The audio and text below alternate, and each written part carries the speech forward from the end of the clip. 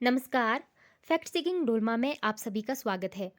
सबसे पहले आप सभी को नव वर्ष की हार्दिक शुभकामनाएं। नव वर्ष आप सभी के जीवन में नई खुशियां लेकर आए। एंशियंट इंडियन हिस्ट्री के अंतर्गत हम डिस्कस कर रहे हैं सोर्सेज के बारे में। इससे पहले हमने पार्ट 1 और पार्ट 2 वाली वीडियो डिस्कस कर ली है। अगर अभी तक आपने हमारी पार्ट 1 और पार्ट 2 वाली वीडियो नहीं देखी है तो आप प्ले लिस्ट में जाकर वो वाली वीडियो चेक कर सकते हैं। एंशियंट इंडियन हिस्ट्री के सोर्सेज के अंतर्गत ही आज हम पार्ट 3 डिस्कस करेंगे। चलिए तो स्टार्ट करते हैं आज की इस वीडियो की। आज की इस वीडियो में हम धार्मिक सोर्सेज के अंतर्गत देखिए, इससे पहले हमने जो ब्राह्मण साहित्य है जिसमें हमने वेद, आरण्यक, ब्राह्मण ग्रंथ, उपनिषद और अन्य जो महाकाव्य पुराण वगैरह डिस्कस कर लिए हैं। इसके बाद हम ब्राह्मणोत्तर साहित्य के अंतर्गत सबसे पहले बात करेंगे बौद्धिज्म साहित्य के बारे में। जैसे कि हम सभी जानते हैं कि बौद्ध धर्म की जो स्थापना है वो महात्मा बुद्ध ने रखी थी, और उनके द्वारा जो उनके निर्देश थे, उनके जो वचन थे, उसके ऊपर जो भी ग्रंथ लिखे गए वो बौद्ध साहित्य कहलाता है। और जो प्रारंभिक बौद्ध साहित्य है वो हमें पाली भाषा में ही उपलब्ध होता है। चलिए तो स्टार्ट करते हैं बौद्ध साहित्य के बारे में। जैसे कि सभी को पता है, सबसे प्राचीन जो बौद्ध साहित्य है या जो सबसे प्राचीन बौद्ध ग्रंथ है वो कौन से हैं? वो है त्रिपिटक ग्रंथ। बचपन से ही हम ये चीज़ें सुनते आ रहे हैं। तो त्रिपिट ग्रंथों में जो त्रिपिटक जो ग्रंथ है वो तीन कौन कौन से हैं? वो हैं, देखिए, सबसे पहले सुत्त पिटक, विनय पिटक, अभिधम पिटक। ये जो तीन पिटक है ये सबसे प्राचीन बौद्ध ग्रंथ माने जाते हैं। और जो आपके ये बौद्ध ग्रंथ है या त्रिपिटक है, इनकी जो भाषा है वो कौन सी भाषा है? वो पाली भाषा है। और इसी पाली भाषा में ही महात्मा बुद्ध ने अपने उपदेशों को लोगों के या जनमानस के बीच फैलाया था। चलिए अब हम बात करते हैं कि जो ये त्रिपिटक ग्रंथ है इनको सबसे पहले श्रीलंका में लिपिबद्ध किया गया था। जो श्रीलंका है, देखिए, सबसे पहले अगर इनको लिखा गया या इनकी रचना रचना की गई या इनका संकलन किया गया तो वो सबसे पहले श्रीलंका में ही किया गया था त्रिपिटक ग्रंथों को। अब हम बात कर लेते हैं इन त्रिपिटक ग्रंथों की बारी बारी में। सबसे पहले हम बात करेंगे सुत्त पिटक के बारे में। तो सुत्त पिटक सबसे इम्पोर्टेंट है बौद्ध धर्म में, और सुत्त पिटक को ही बौद्ध धर्म का इंसाइक्लोपीडिया के नाम से जाना जाता है। अब बात करते हैं कि सुत्त पिटक से हमें क्या क्या जानकारी मिलती है। तो सुत्त पिटक में हमें बौद्ध के जो महात्मा बुद्ध हुए हैं उनके धार्मिक विचारों और उनके वचनों का जो संग्रह है वो हमें सुत्त पिटक में मिलता है। अब हम बात करें सुत्त पिटक की, तो सुत्त पिटक को आगे डिवाइड किया जाता है 5 निकायों में, यानी कि 5 भागों में। और ये 5 निकाय कौन से हैं? इनमें देखिए, दिग्ग निकाय, मंजिम निकाय, संयुक्त निकाय, अंगुत्तर निकाय और खुद्दक निकाय। ये जितने भी निकाय हैं इनमें हमें बौद्ध धर्म के बारे में महत्वपूर्ण जानकारियाँ मिलती है। और बौद्ध धर्म के समकालीन जितने भी राजनीतिक शासक वगैरह थे वो भी हमें इसमें जानकारी मिलती है। इसके बाद करते हैं बात जातक कथाओं के बारे में।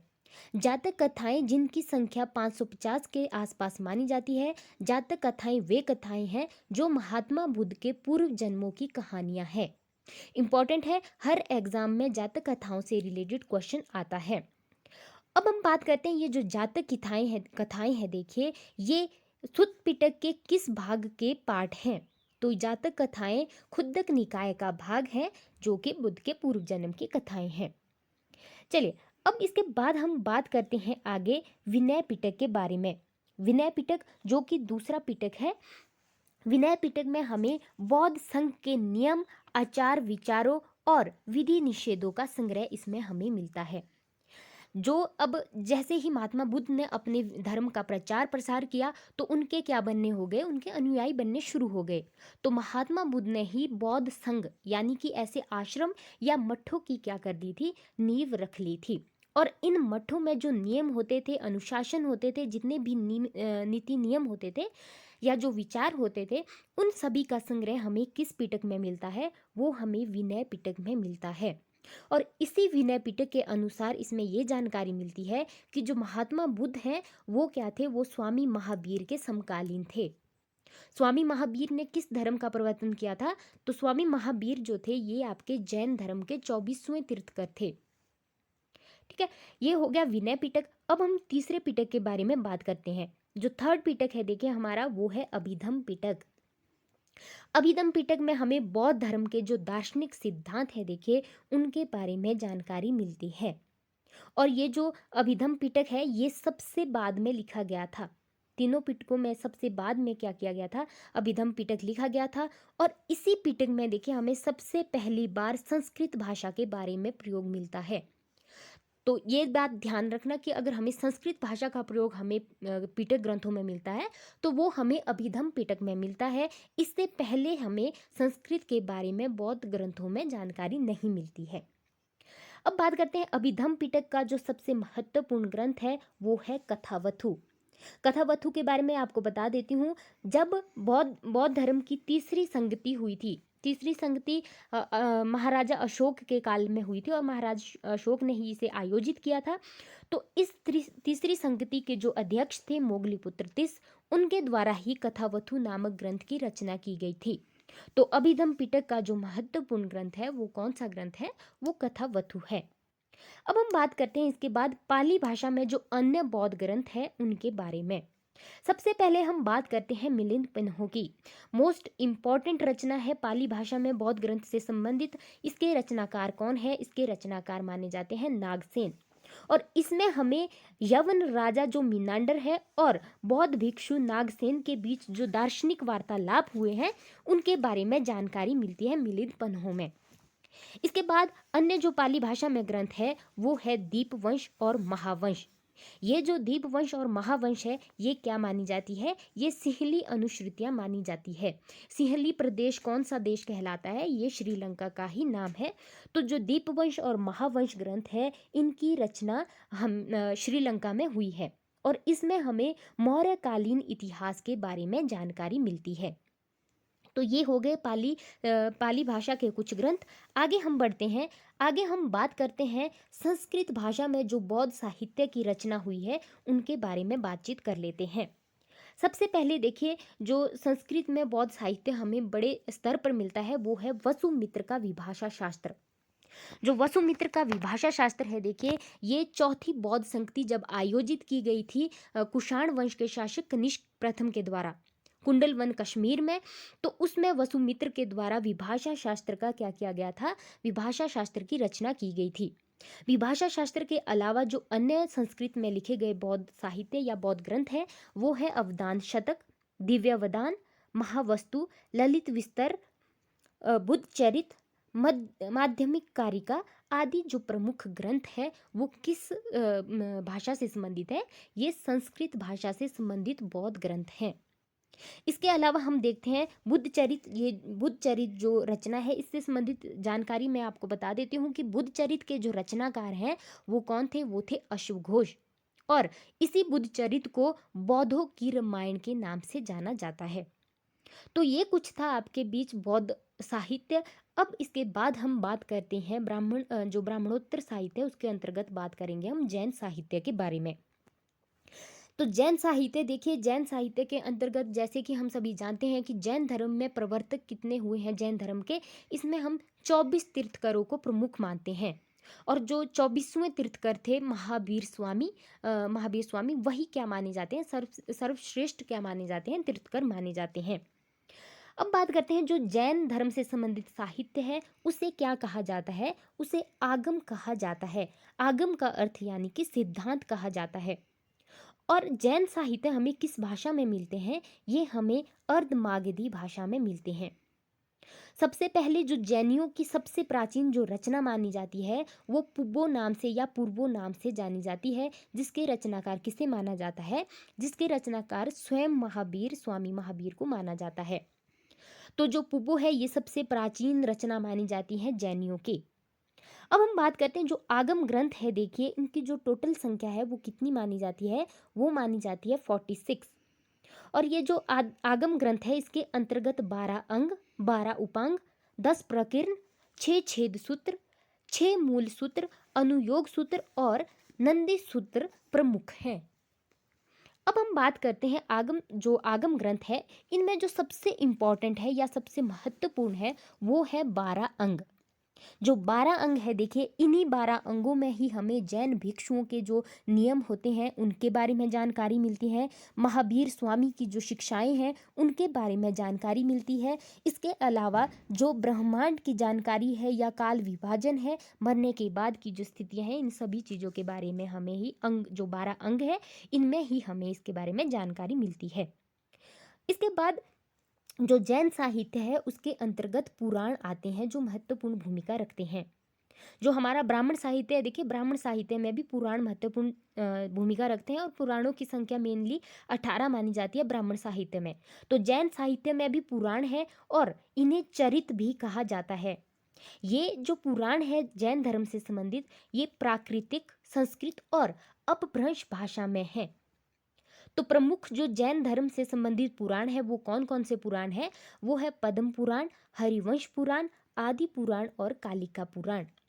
तो इनमें कंफ्यूज नहीं होना है, जैन धर्म से संबंधित पुराण भी है और आपके जो आपका ब्राह्मण साहित्य है उससे संबंधित पुराण भी है। अब हम बात करते हैं भगवती सूत्र, जो कि एक इम्पॉर्टेंट ग्रंथ है जैन धर्म से। ये क्यों इम्पॉर्टेंट है? देखिए, भगवती सूत्र में ही हमें तीर्थकर, जो जितने भी तीर्थकर हुए हैं 24 तीर्थकर, उनकी जीवनियाँ हमें इसमें मिलती है। इसके अलावा जो 16 महाजनपद हुए हैं उनका उल्लेख हमें इस ग्रंथ में मिलता है। इससे पहले जब हमने बौद्ध साहित्य पढ़ा, उसके अंतर्गत जब मैंने आपको सुत्त पिटक के जो 5 भाग बताए, उसमें एक भाग था अंगुत्तर निकाय। अंगुत्तर निकाय और जैन धर्म का भगवती सूत्र, इन दोनों ग्रंथों में हमें 16 महाजनपदों के बारे में जानकारी मिलती है। ये इंपॉर्टेंट है एग्जाम के पॉइंट ऑफ व्यू से, तो नोट डाउन आप कर सकते हैं। अगर आपको हमारी वीडियो अच्छी लगी हो तो आप हमारे चैनल को सब्सक्राइब कीजिए, अपने दोस्तों के साथ हमारी वीडियो को शेयर कीजिए। चलिए अब हम बात करते हैं आगे जो अन्य जैन धर्म से संबंधित ग्रंथ है उनके बारे में। सबसे पहले हम बात करते हैं कल्प सूत्र की, जो कि मोस्ट इम्पॉर्टेंट है। देखिए, इसके जो रचनाकार है वो भद्रबाहु द्वारा माना जाता है। भद्रबाहु किसके गुरु माने जाते हैं? ये माने जाते हैं चंद्रगुप्त, जो चंद्रगुप्त मौर्य थे। चंद्रगुप्त मौर्य ने अपने अंतिम समय में भद्रबाहु के साथ जब संन्यास ग्रहण कर लिया था तो ये दक्षिण भारत कर्नाटक में चले गए थे। तो भद्रबाहु के द्वारा जो रचित ग्रंथ है वो कल्पसूत्र है। इसके बाद हम बात करते हैं भद्रबाहु चरित। तो भद्रबाहु चरित जो रचना है, इसकी रचना किसके द्वारा की गई थी? ये की गई थी रत्न नंदी के द्वारा। इंपॉर्टेंट है, देखिए सभी जो जितने भी ग्रंथ या जो जितने भी साहित्य है ये इंपॉर्टेंट है आपके एग्जाम के पॉइंट ऑफ व्यू से। इसके बाद हम बात करते हैं सबसे इंपॉर्टेंट जो ग्रंथ है जैन धर्म से संबंधित, वो है परिशिष्ट पर्वन और कुमारपाल चरित, जिसकी रचना किसके द्वारा की गई थी? जिसकी रचना हेमचंद्र के द्वारा 12वीं शताब्दी में की गई थी। मोस्ट इंपॉर्टेंट है, देखिए इनके जो ग्रंथ है हेमचंद्र के, इसमें हमें चंद्रगुप्त मौर्य के जीवन के बारे में जानकारी मिलती है। चलिए अब आगे बढ़ते हैं। अगला जो ग्रंथ है वो है कुवलय माला। कुवलय माला के जो राइटर है देखिए वो है उदयतन सूरी, और कुवलय माला में ही हमें जो हूण शासक तोरमान है उसके बारे में जानकारी मिलती है। आगे बात करते हैं कविराज मार्ग की। मोस्ट इम्पॉर्टेंट जो रचना है ये राष्ट्रकूट शासक अमोघ वर्ष के द्वारा रचित की गई थी, आपकी कविराज मार्ग। और ये किस भाषा में रचित की गई थी? देखिए, ये कन्नड़ भाषा में रचित पहला ग्रंथ माना जाता है कविराज मार्ग। और राष्ट्रकूट शासक जो अमोघ वर्ष है उनके द्वारा इसकी रचना की गई थी। तो ये कुछ एक प्रमुख जैन साहित्य से संबंधित ग्रंथ थे जो कि आपके एग्जाम के पॉइंट ऑफ व्यू से इंपॉर्टेंट हो सकते हैं। चलिए अब आगे बढ़ते हैं। आगे हम बात करते हैं अब लौकिक साहित्य के बारे में। तो जैसे कि हम सभी जानते हैं जो लौकिक साहित्य होते हैं इसमें हमें समाज के बारे में जानकारी मिलती है, या आमतौर पर जैसे मान लीजिए लोग जनमानस के बारे में जिसमें हमें जानकारी मिलती है, तो वो लौकिक साहित्य कहलाता है। और इसके अंतर्गत ही जो हमारी ऐतिहासिक रचनाएं हैं वो भी इसमें शामिल होती हैं। तो सबसे पहले हम बात करते हैं ऐतिहासिक रचनाओं में सर्वप्रथम उल्लेख जो मिलता है वो हमें अर्थशास्त्र का मिलता है। अर्थशास्त्र मोस्ट इम्पॉर्टेंट है। देखिए, इसके जो रचनाकार है वो किन्हें माना जाता है? वो कौटिल्य को माना जाता है। और कौटिल्य के ही अन्य नाम विष्णुगुप्त है और साथ में इनके अन्य नाम जैसे चाणक्य है। तो ये बात आपको पता होनी चाहिए। अर्थशास्त्र ये जो रचना की गई थी कौटिल्य के द्वारा, कौटिल्य किसके प्रधानमंत्री थे? तो ये चंद्रगुप्त मौर्य के प्रधानमंत्री थे। ठीक है। इसमें हमें मौर्यकालीन व्यवस्था के बारे में जानकारी मिलती है, यानी कि मौर्य काल की जो शासन व्यवस्था है उसके बारे में जानकारी मिलती है। जितना भी प्रशासन है मौर्यों का, उसकी जानकारी हमें कौटिल्य के अर्थशास्त्र से मिलती है। इसके जो भाग हैं वो, इसके टोटल जो भाग हैं वो 15 इसमें भाग हैं। तो मोस्ट इम्पॉर्टेंट जो रचना है कौटिल्य का अर्थशास्त्र। इसके बाद हम बात करते हैं जो एक भास हुए हैं नाटककार, प्रसिद्ध भास एक नाटककार हुए हैं भास, जो कि कालिदास से पहले पहले जो नाटककार, कालिदास से पहले जो प्रसिद्ध नाटककार माने जाते हैं वो किन्हें माना जाता है, वो भास को ही माना जाता है। और भास के द्वारा टोटल जो नाटक लिखे गए हैं वो कितने लिखे गए हैं, वो 13 नाटक लिखे गए हैं, जिनमें सबसे प्रमुख जो नाटक था उनका वो था स्वप्नवासवदत्ता, जो कि सबसे सबसे पहले पूर्ण एक नाटक माना जाता है कालिदास से पहले का। भास के बाद अब बात करते हैं हम शूद्रक की। जो शूद्रक का जो नाटक या रचना है देखिए वो है मृच्छकटिकम। जो मृच्छकटिकम है इसमें हमें जो दरिद्र ब्राह्मण चारुदत्त है उसकी कहानी के बारे में जानकारी मिलती है, और साथ में समाज में जो भ्रष्टाचार फैला है उसके बारे में भी हमें जानकारी इसमें मिलती है शूद्रक के मृच्छकटिकम में। अब इसके बाद हम बात करते हैं वृहद कथा के बारे में। जो वृहद कथा है देखिए, इसकी जो रचना है ये गुणा ढय के द्वारा रखी गई है, और ये किस भाषा में है, ये इन्होंने पेशाची प्राकृतिक भाषा में रचित इसकी रचना की गई है।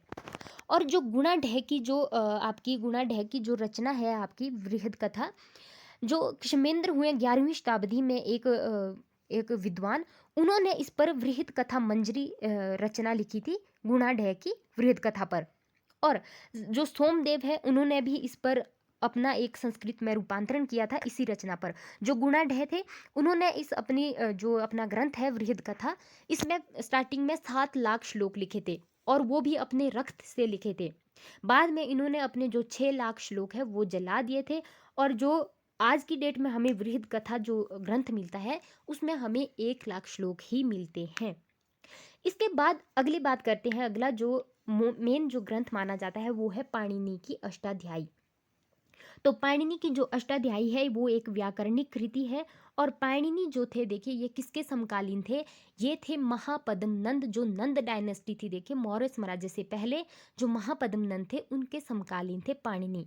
और पाणिनि ने ही व्याकरण पर जो अपनी रचना लिखी थी अष्टाध्यायी।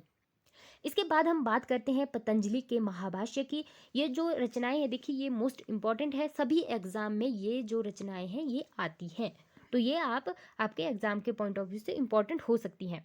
तो पतंजलि का जो महाभाष्य है ये कब लिखा गया था, ये भी एक व्याकरणिक रचना है, ये शुंग काल में लिखी गई थी। शुंग काल यानी कि आपका जब मौर्य साम्राज्य का पतन हो जाता है उसके बाद शुंग काल की क्या रखी जाती है, नींव रखी जाती है पुष्यमित्र शुंग के काल में। तो उसी काल में क्या हुए, पतंजलि हुए हैं, और उन्होंने ही व्याकरण पर जो रचना लिखी है वो है महाभाष्य। अब इसके बाद हम बात करते हैं महान कवि जो कालिदास हुए हैं उनके द्वारा, उनके बारे में। जो कालिदास हुए हैं देखिए ये गुप्त शासक चंद्रगुप्त द्वितीय के दरबार में थे, और उनके ये प्रमुख राजकवि भी रहे हैं। इनकी जो प्रमुख रचनाएं हैं देखिए वो कौन कौन सी मानी जाती है, वो है मालविकग्निमित्र, मेघदूत, ऋतु संहार, कुमार संभव, रघुवंश, अभिज्ञानम शकुंतलम इत्यादि। इसके अलावा इन्होंने और भी रचनाएं रचित की हैं। अब देखिए सबसे इम्पॉर्टेंट जो ऐतिहासिक रचना मानी जाती है वो कौन सी मानी जाती है, वो मानी जाती है कलहण की राजतरंगिणी।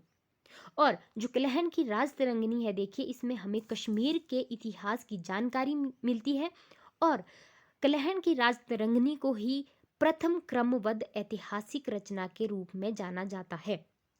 जो कलहण की राजतरंगिणी है देखिए उसमें ये बात बोली गई है कि जो इतिहास की रचना करता है उसे वस्तुनिष्ठ होकर इतिहास की रचना लिखनी चाहिए, यानी कि जो इतिहास की घटनाएं हैं उनका उल्लेख वस्तुनिष्ठ होकर करना चाहिए एक इतिहासकार को। तो ये किसका मानना था, ये मानना था कलहण का। तो ये होगी कुछ लौकिक साहित्य। इसके अलावा लौकिक साहित्य में बहुत सारी रचनाएं आती है, उनके बारे में आप अपनी बुक्स में देख सकते हैं। ये कुछ मेन मैंने आपके सामने रचनाएं रखी थी। चलिए अब हम बात करते हैं सोर्सेज के अंतर्गत जो विदेशी यात्री जो भारत में आए उनकी जो रचनाएं हैं जो भारत के बारे में या एंशंट हिस्ट्री के बारे में हमें जानकारियां देती हैं, तो उनके बारे में हम बातचीत कर लेते हैं। जैसे कि हम जानते हैं सबसे पहले भारत में जो यूनानी यात्री आए हैं, उसके बाद चीनी यात्री आए हैं और उसके बाद अरबी या मुस्लिम यात्री भारत में आए हैं। तो जितने भी भारत में यात्री आए हैं, सभी यात्रियों ने भारत के बारे में अपने ग्रंथों में जानकारियां दी है। तो विदेशी यात्रियों की विवरण के बारे में जब हम डिस्कस कर रहे हैं, तो सबसे पहले हम बात करते हैं यूनानी यात्रियों के बारे में। तो सबसे पहले जो यूनानी यात्री थे, देखिए, स्काईलैक्स और हिकेटियस।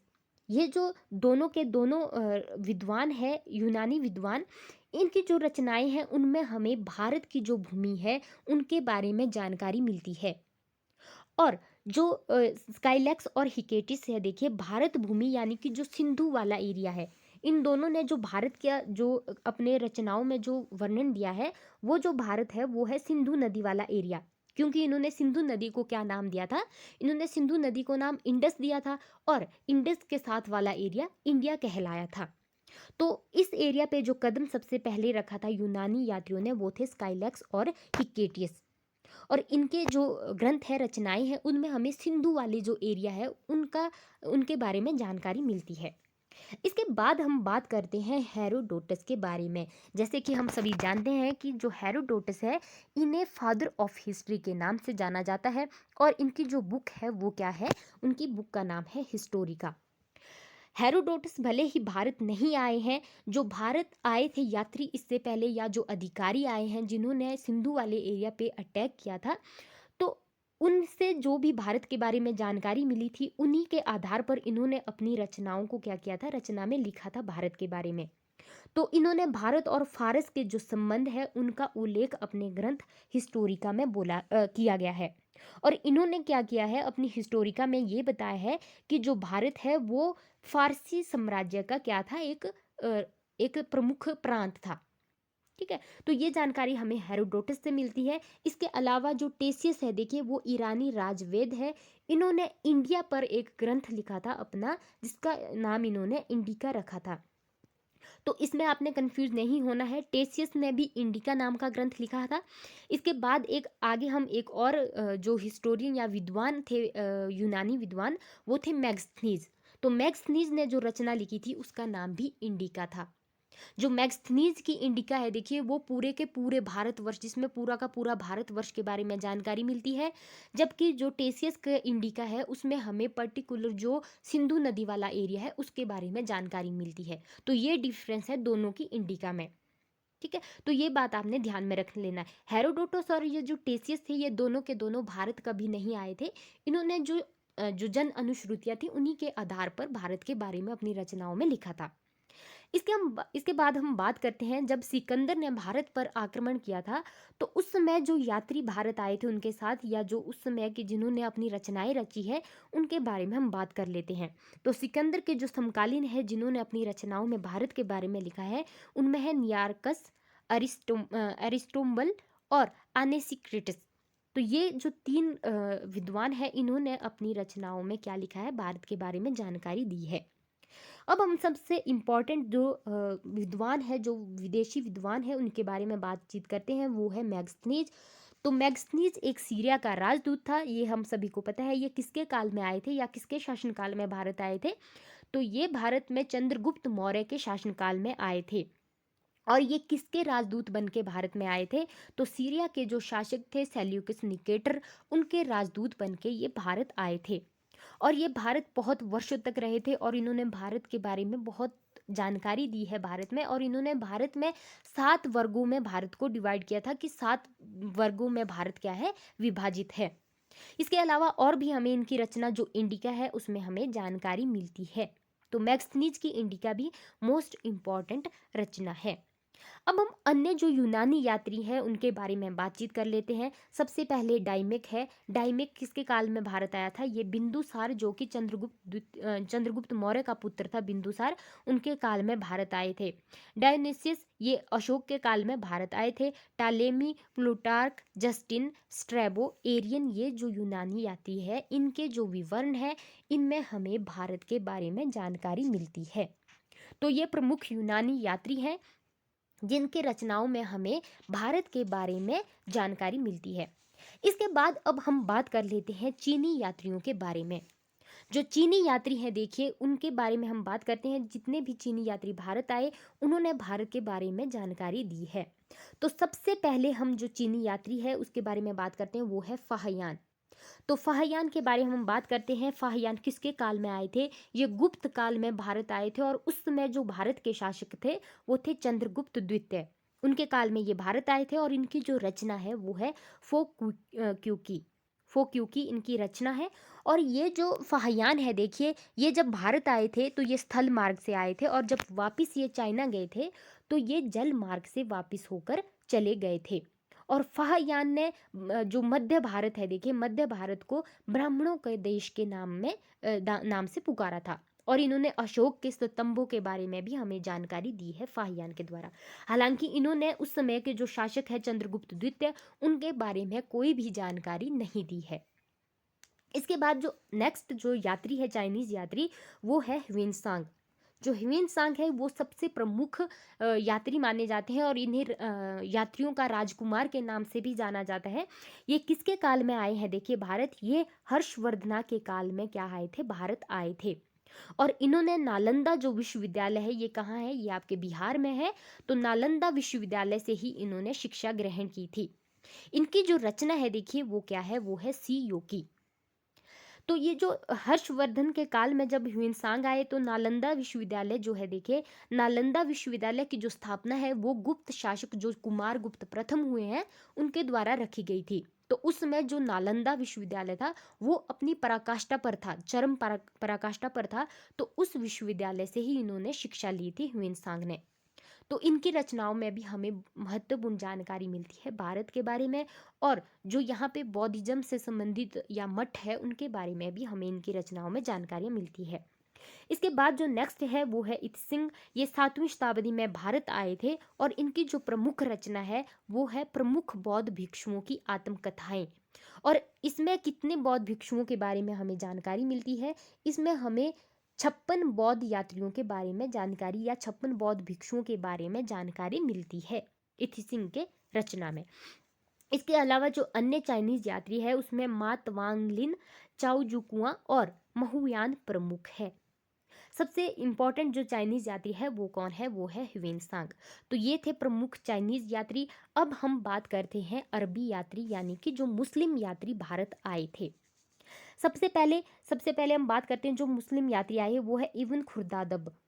ये जो यात्री हैं ये सबसे पहले क्या आए थे? भारत आए थे और इनकी रचना में हमें भारत के बारे में जानकारी मिलती है।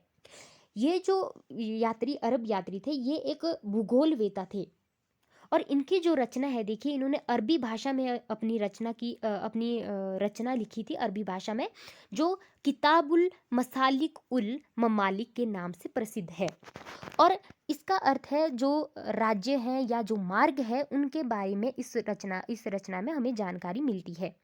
और इन्होंने अपनी रचना जो है, इनकी जो रचना है जो अरबी भाषा में रचित की गई है, इसमें हमें भारतीय समाज की जो जातियां हैं उनके बारे में जानकारी मिलती है। इसके बाद अगले जो यात्री है सबसे इम्पोर्टेंट यात्री वो है सुलेमान।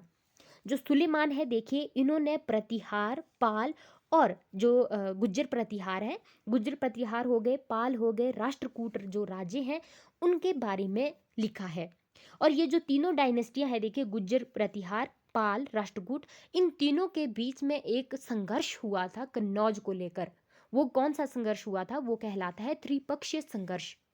तो इन तीनों डायनेस्टियों ने उसमें भाग लिया था। तो इन तीनों डायनेस्टियों के बारे में हमें जो जानकारी देते हैं अरबी यात्री वो है सुलेमान। और इनकी जो रचना है वो है अखबार उल सिंध वाल हिंद। तो ये इनकी प्रमुख रचना है। जो सुलेमान है उन्होंने महत्वपूर्ण जानकारी दी है और सुलेमान ने सती प्रथा के बारे में भी उल्लेख किया है अपनी रचना में।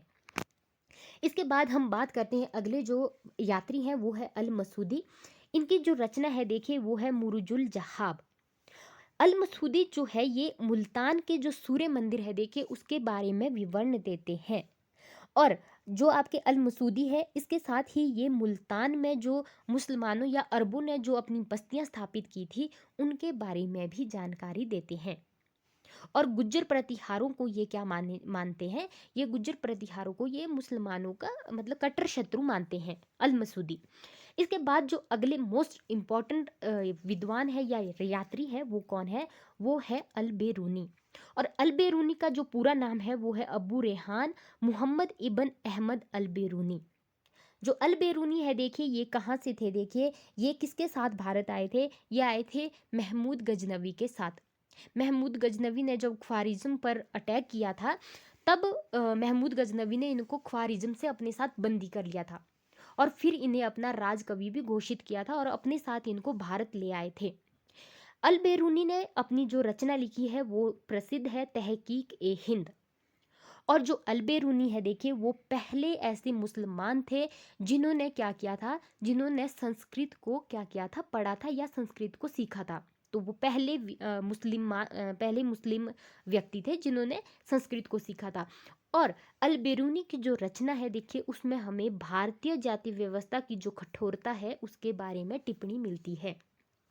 और अल बेरूनी ने ही हमें ये बताया है कि जो महमूद गजनवी की सेना है उसमें जो हिंदू सैनिक होते हैं वो उसकी सेना में भाग लेते थे, महमूद गजनवी की सेना में। इसके साथ ही जो अल बेरूनी है उन्होंने भगवत गीता और पुराणों का अध्ययन भी किया है, यानी कि संस्कृत को पहले सीखा फिर गीता और पुराणों का अध्ययन किया है। तो जो अलबेरूनी है वो बोलते हैं कि जो भारतवासी है वो ऐसा मानते हैं कि उनके देश जैसा कोई अन्य देश नहीं है और उनके बराबर अन्य कोई नहीं है। तो भारतीयों के बारे में ये बात किसने कही थी, ये अलबेरूनी ने कही थी। इसके बाद हम अगले या अंतिम जो अरब यात्री है जिनके बारे में हमें भारत के बारे में जानकारी मिलती है वो है अल बिलादुरी। इनकी जो रचना है वो है फतुह उल बुल्दान। इनकी जो रचना है देखिए इसमें जो सबसे इम्पोर्टेंट जानकारी मिलती है वो हमें जो देवल स्मृति है उसके बारे में जानकारी मिलती है। जो हमारी पिछली क्लासेस हुए हैं या पिछली वीडियो हुई हैं उसमें मैंने आपको बताया है कि जो देवल स्मृति है देखिए, देवल स्मृति को क्यों बनाया गया था, ये इसलिए इसको बनाया गया था कि जिन हिंदुओं को जबरन इस्लाम में परिवर्तित किया गया था उन हिंदुओं को पुनः हिंदू धर्म में शामिल करने के लिए ही देवल स्मृति की रचना की गई थी। और देवल स्मृति में ऐसे नियम या ऐसे मंत्र हैं जिनका जबरन इस्लाम एक्सेप्ट करवाया गया है वो फिर से हिंदू बन सकते थे। तो इस देवल स्मृति के बारे में हमें अल बिलादुरी की रचना में जानकारी मिलती है। तो ये थे कुछ प्रमुख विदेशी यात्री जिन्होंने अपने अकाउंट्स में भारत के बारे में जानकारियां दी है। अगली वीडियो में हम डिस्कस करेंगे एंशंट इंडियन हिस्ट्री के सोर्सेज के अंतर्गत जो आर्कियोलॉजिकल सोर्सेज है उनके बारे में। अगर आपको हमारी ये वाली वीडियो अच्छी लगी हो तो आप हमारे यूट्यूब चैनल को सब्सक्राइब कीजिए, लाइक कीजिए और अपने दोस्तों के साथ शेयर कीजिए। धन्यवाद।